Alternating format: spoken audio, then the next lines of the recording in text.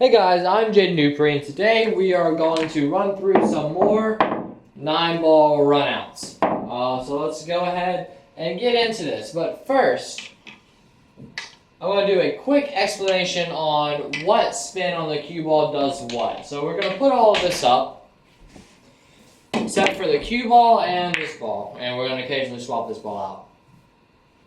So the first shot that is helpful is a stun shot. So that is hitting the cue ball slightly below its equator, and that stops the cue ball right there. That is also called a stun shot if there is any angle, since you cannot stop it with angle. So it's called a stun shot. It's a bit of backspin off a rail. It'll bring it a bit towards you. The stun shot line is always 90 degrees from where that 6-ball is going. So wherever this ball is going, if I'm shooting a stun shot, cue ball is going 90 degrees. We're also going to be using backspin. So draw brings it back into the pocket, draws it back.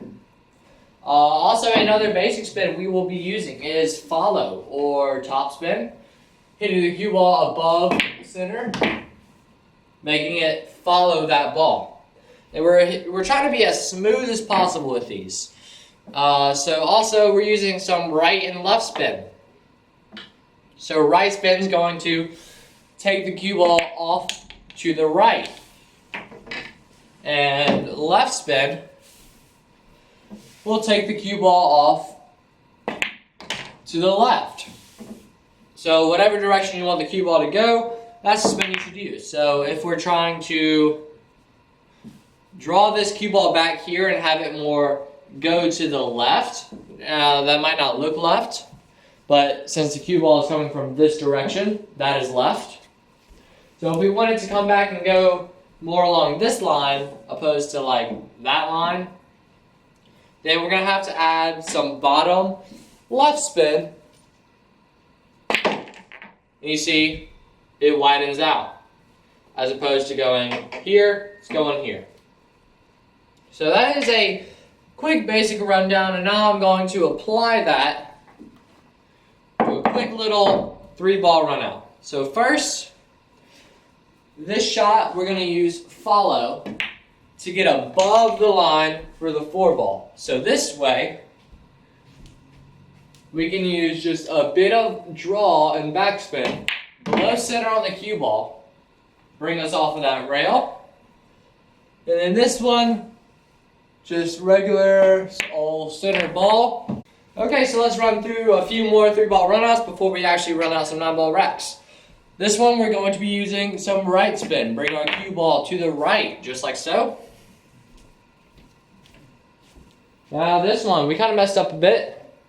We're going to be using some top left. Drive our cue ball down there. Bring it back for the 7. Overall good shot.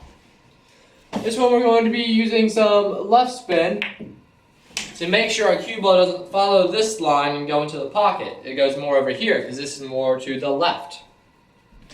Yeah, let's do 2 more. And then we'll get on to the 9-ball. Okay, so this one we're going to use a tiny bit of backspin.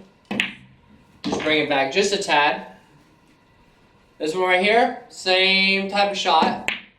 Just there's an angle, so we're following that 90-degree stun shot line. Then we're straight in, so we're shooting that stop shot. Just like so. Alright, last one. We're going full table, crossing the table.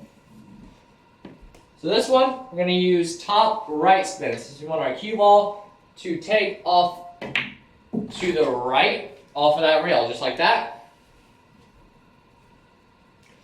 I want to move my cue ball around 2 rails, so I'm going to use bottom left spin since we want our cue ball to take off to the left.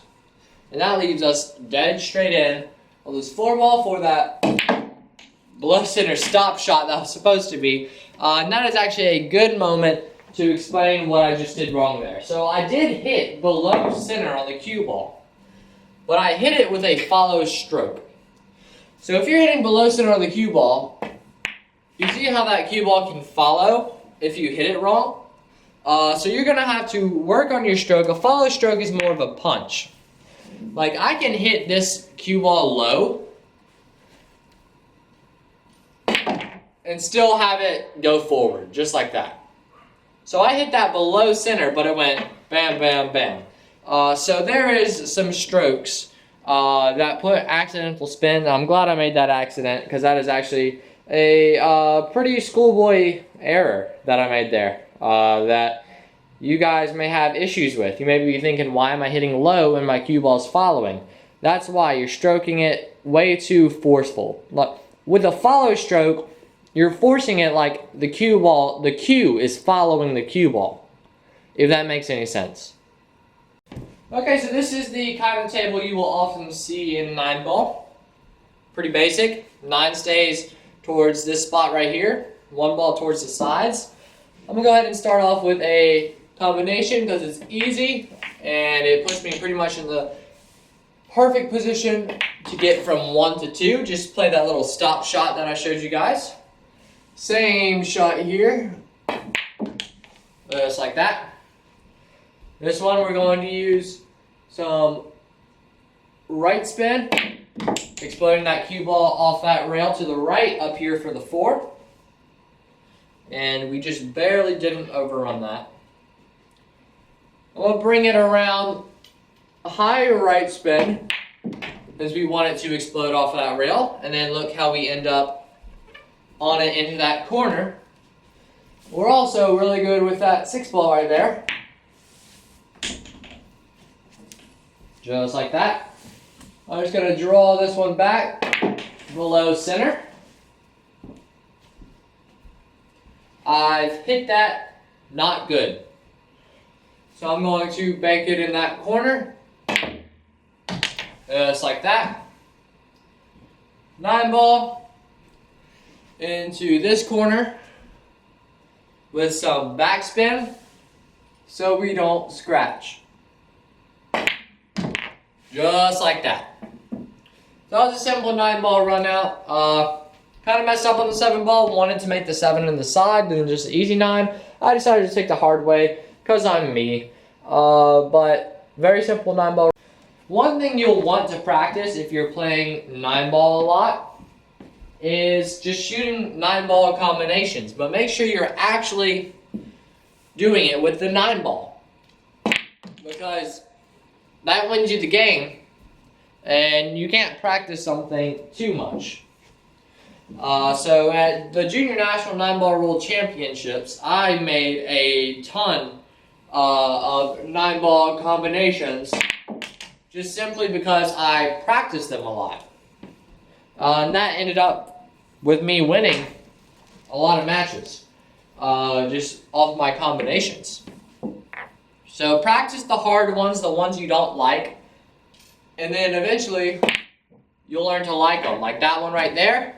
If I miss that one, I take it out. Always make sure you're shooting the 9-ball. It's a mental thing.